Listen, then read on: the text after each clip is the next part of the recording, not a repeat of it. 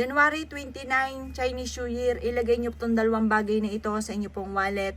At yan po ay hahakot ng maraming pera para hindi ka na lagi namumblema sa pera. Pero syempre, kailangan sipag at tiyaga. Pero tutulungan ka nitong dalawang sangkap na ito para ikaw po ay laging maraming pera. Ang dahon ng laurel, the victory po yan. Hindi biro-birong pera maaaring mapa sa inyo. Hindi biro-birong swerte ang mapapa sa inyo. Ang dahon ng laurel, napaka-generous po niyan. Magbibigay po yan ng swerte lalo na sa pera.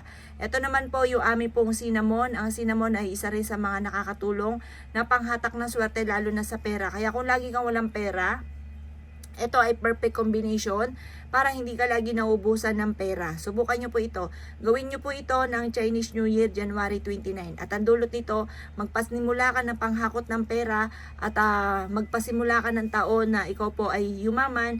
Magpasimula ka ng taon na pagiging positibo. Kasi once ikaw ay naniniwala sa mga ganito, gumagawa ka ng ganito, nadadagdagan ng pagiging positibo. Ang taong positibo sa buhay, yan po ay nakakamit niya kung ano man ang kanyang mga pinapangarap. Pero asahan niyo yung mga taong negatibo, kahit anong mga pagkayod po niyan, nega po siya, yun nga po, nega rin po ang mga nagaganap. Kaya mas mainam mga bossing ko, gawin niyo po muna ito at subukan niyo po siya, lalo na ngayon darating na January 29, yan po ay Chinese New Year. Dahil ang Chinese New Year na yan mga bossing, lalo't nakisabay ka sa mga ganyan, yan po ay nag-a-attract ng swerte. Ngayon, wala po masama na sumubok, subukan niyo po ito at ilagay niyo ito sa inyo pong pitaka. At ang dulot ito ay napakaraming pera ng buong taon.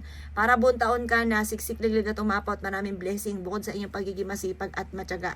Tutulungan ka nito para kayo ay laging mapera. Tutulungan ka nito para lagi kayong buenas.